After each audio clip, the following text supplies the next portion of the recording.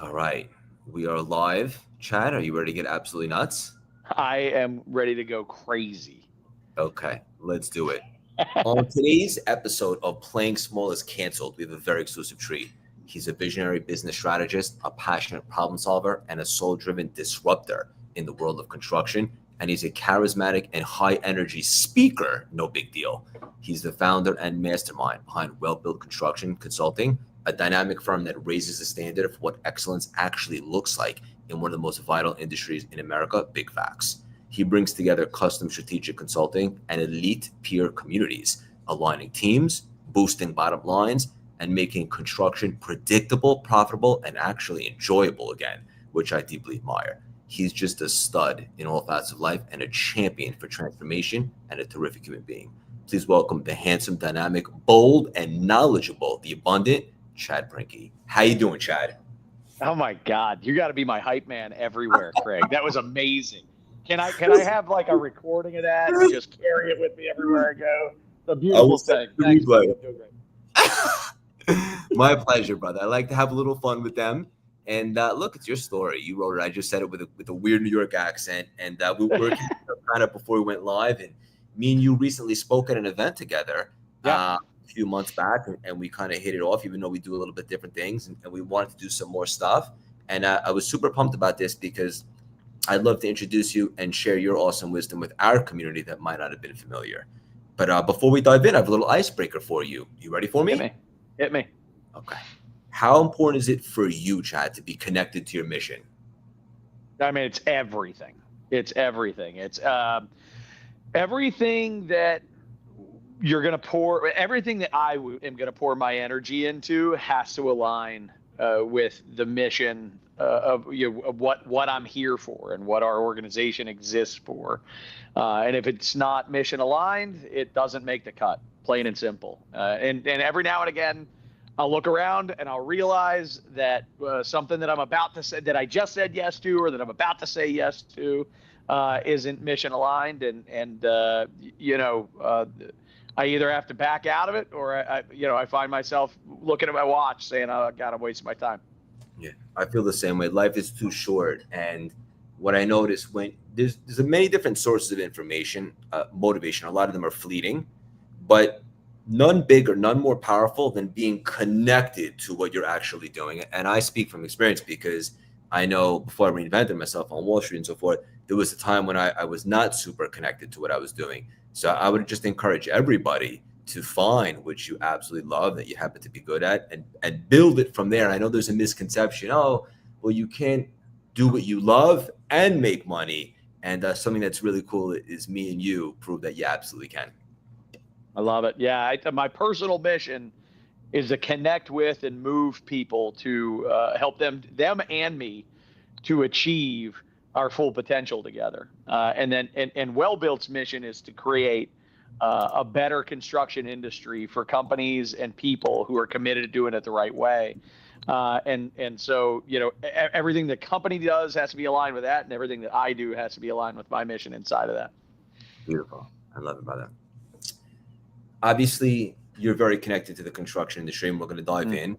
But a lot of the principles and the wisdom that you share is really transferable, I think, to anything.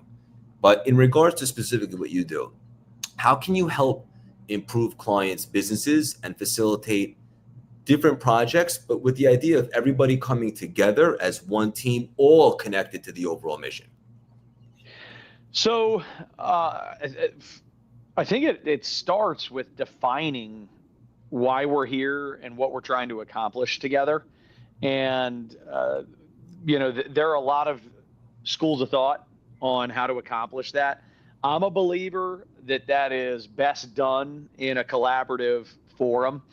I think, certainly the CEO's vision, the owner's vision, need to be translated through the organization, but that there's you're trying to get an army of people to work in one shared direction. So it probably makes sense to consult with those people about where they're trying to go and make sure that your mission and your vision are as connected to your group as possible. And so when it comes to creating amazing results for construction businesses, which is really I believe you that it's transferable. I just have no idea that it's transferable outside the industry. It's pulling together these leadership teams and listening to the broader organization and listening to the clients, listening to the market, and allowing all of our elective actions and what matters most to the market to shine through in something that gets everybody fired up and that you can use as a touchstone all day, every day. It serves as your guide for hiring. It serves as your guide for firing. It serves as your guide for decision making through the course of your business every single day, and it brings out the absolute best in people. I love it, brother. This is so good. And I would argue that what's made you so successful is not the construction industry, it's you. And you can take those traits and do anything that you want. You just happen to really find your niche, and it's super impressive.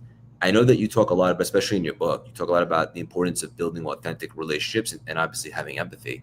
I wanted to ask you, how important is it to have radical transparency? Yeah.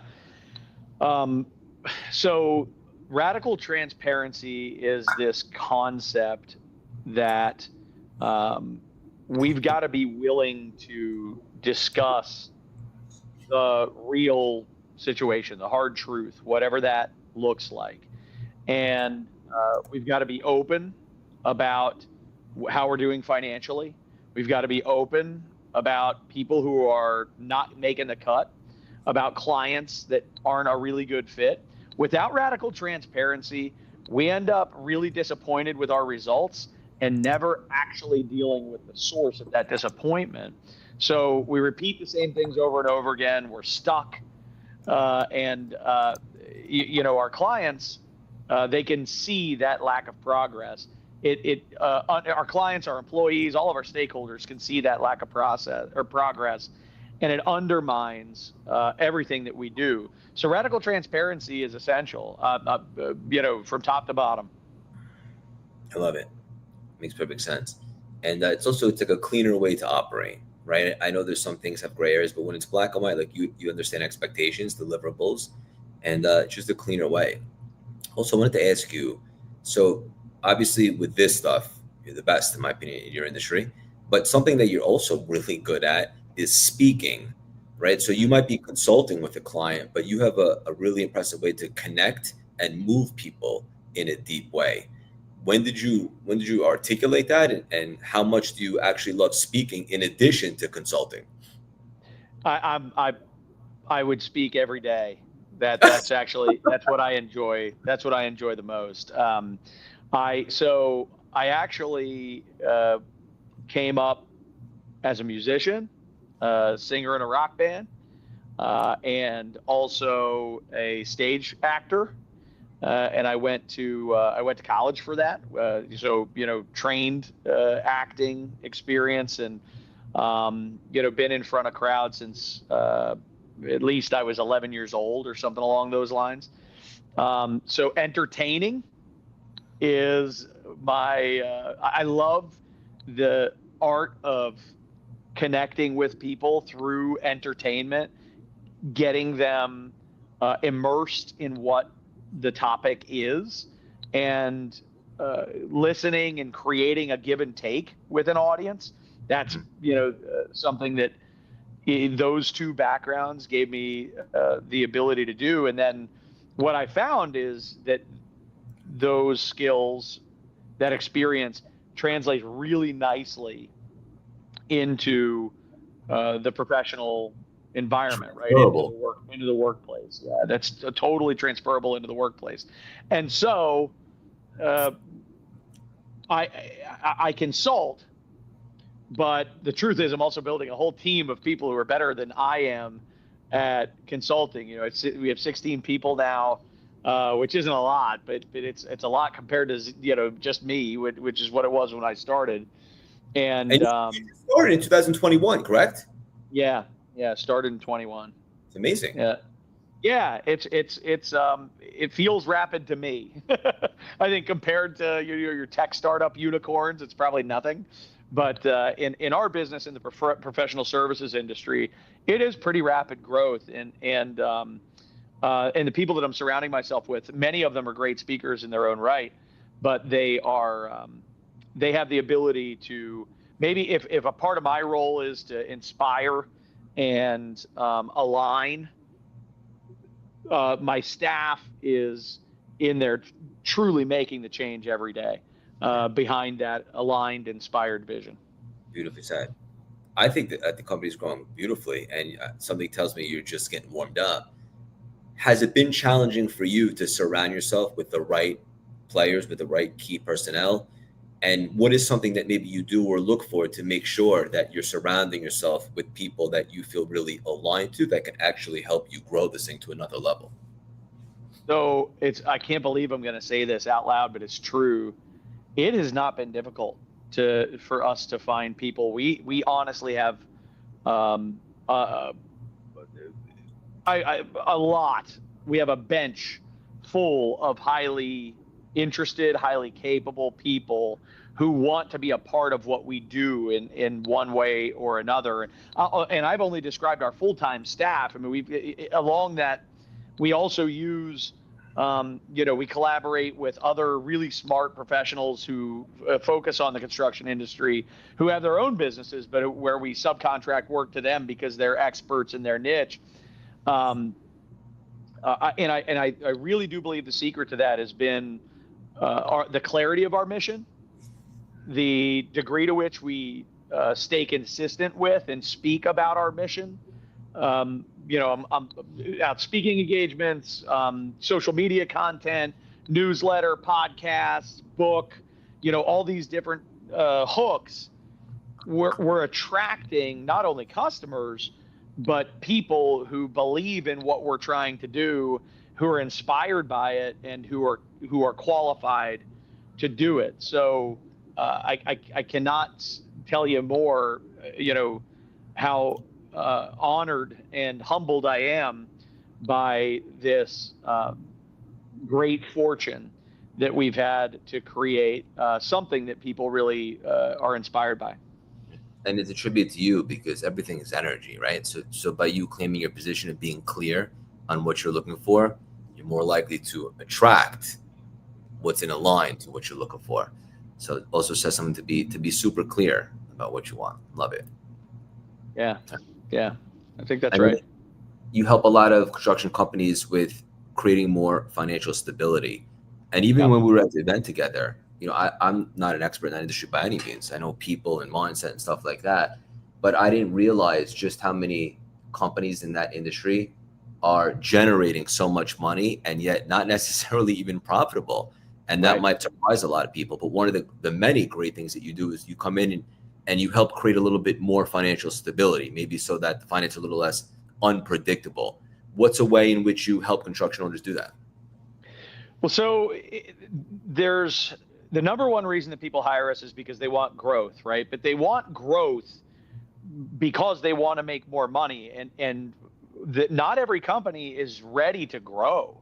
And in fact, a lot of times, I've been a part of, I'm ashamed to admit, indulging companies that want to grow before they're actually ready to grow, and they make less money. They go from 20 million to 50 million, and their net profit, which is the only number that really matters, their net profit shrinks because they weren't operationally prepared for all that energy. And so one of the things we do to make sure that companies make more money is we assess their growth readiness.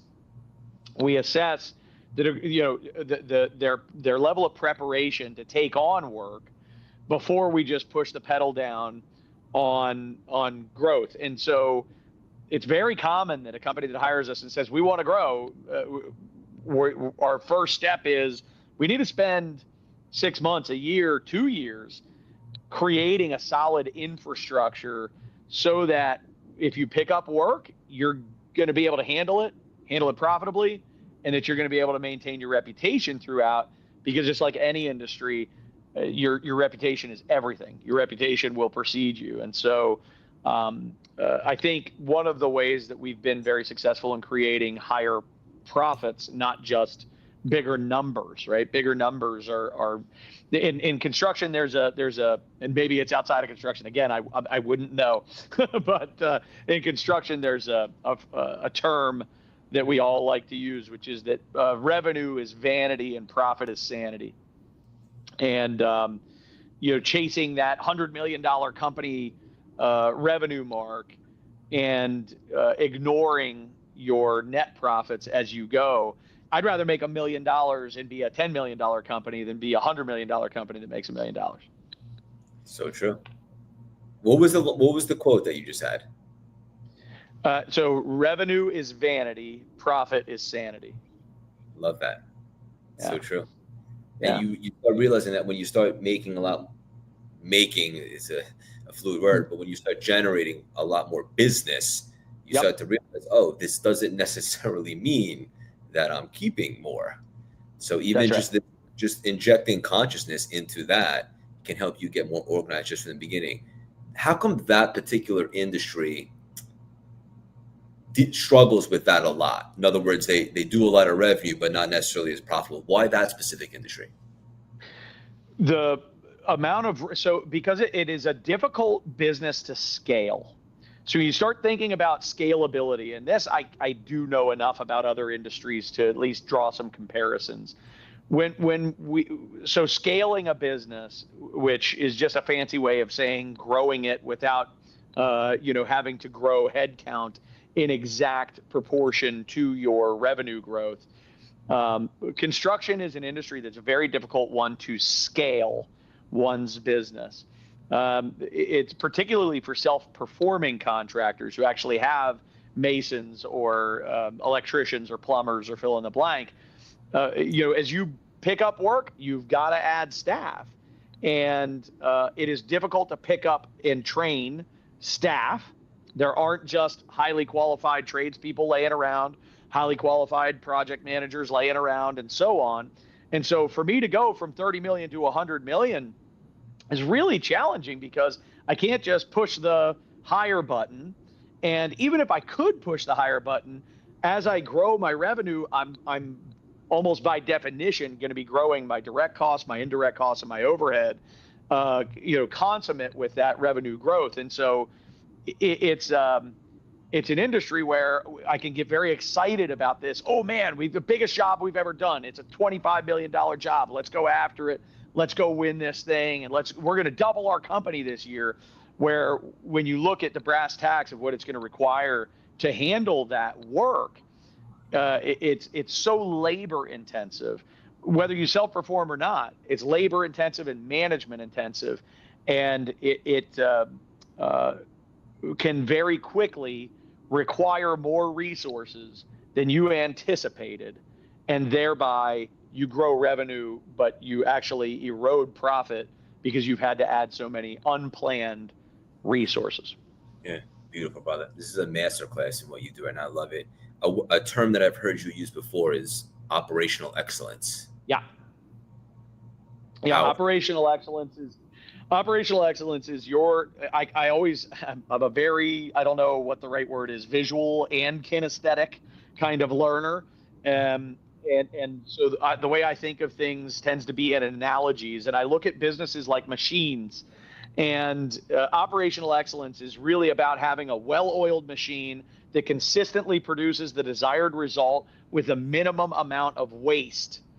And that is an efficient machine. That's your desirable, well-oiled machine. And operational excellence is creating your well-oiled machine. That means you got the right people, you got the right organizational structure. That means you've got standard operating procedures, systems to support the standard operating procedures, technology to support the standard operating procedures, and you've got training so that you can take people with the aptitude to do the job and teach them how to thrive in doing the job. So many contractors are like, I need to find a qualified estimator. And I'm like, you need to find somebody with the aptitude to be an estimator, and you need to bring them into your well-oiled machine and make them successful because your machine is dialed in. if your entire business model is predicated on finding people who already have the goods, you cannot grow with any amount of velocity. Beautifully said. I love it. Does that make sense? Makes all the sense, brother. That's where we dropped the mic. But I wanted to ask you, and thank you for sharing all this. Priceless. When it comes to sales, I saw you have a cool, interesting take on it, and that is that a lot of people are typically obsessed with getting the sale and doing sales, but you encourage them to not be obsessed with sales, but be awesome at what they do. It's almost like instead of being so salesy, just an extension of the conversation and how you can help it and add value, and that should generate the sale. But I love that paradigm shift that you had and said, don't be obsessed with sales, be awesome at what you do. You probably articulated it a little nicer than I did.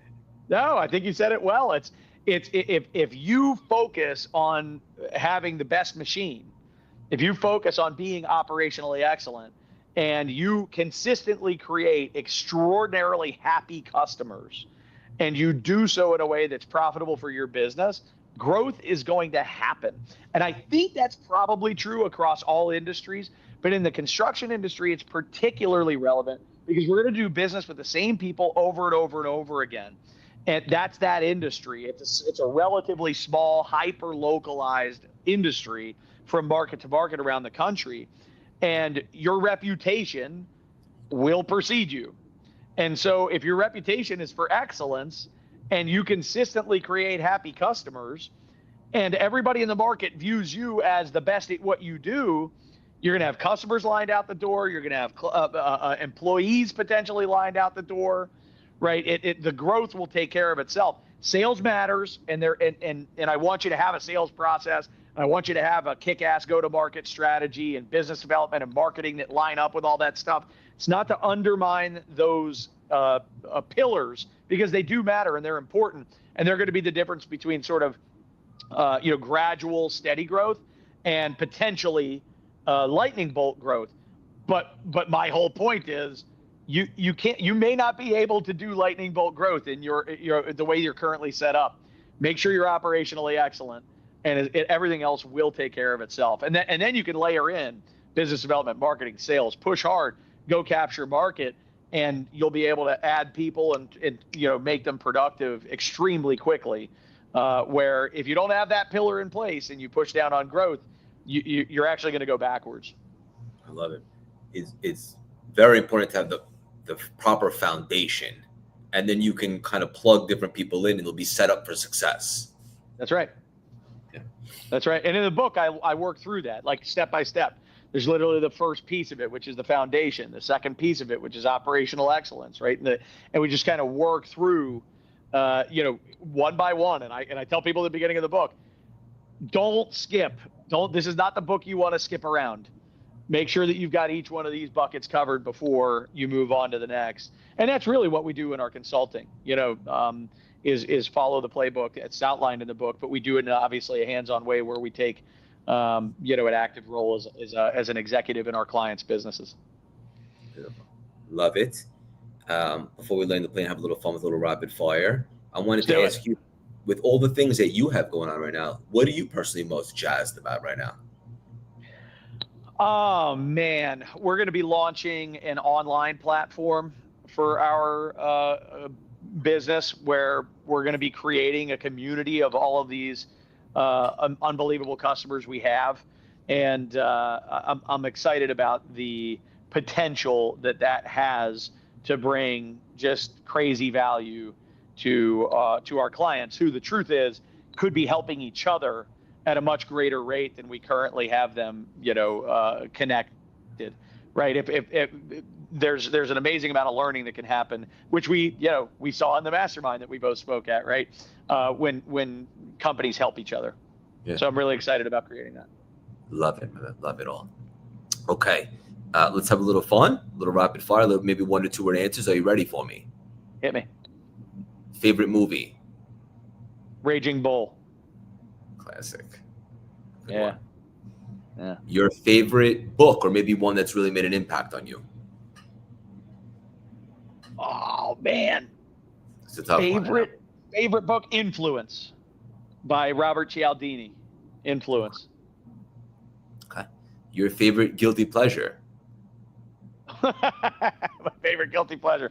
I enjoy a beer. I do enjoy a beer. A nice Yeah, Heck a yeah. nice brewski. I like a nice cold beer. Yeah. Okay. Your last meal on Earth would be? My last meal on Earth. Steak. Beautiful. Can't go wrong. I'm excited to ask you this one. Your favorite musician? Eddie Vedder. Okay. And last but not least, your favorite morning ritual essential? Exercise. Nice. Are you a coffee Yeah. drinker? I love coffee. Yeah, I love Same. coffee. All decaf. I only drink decaf. I can't be trusted with caffeine in my life. Really? Yeah, too much energy, dude. My heart would explode. I don't know what would happen. That's a good problem to have. But cool. I know our community is going to want to go deeper. Where's the best place for them to stay involved in your movie? Maybe grab the book. How can they get involved? Wellbuiltconsulting.com. That's kind of our hub for everything that we have going on, the book, the different boot camp programs that we put on.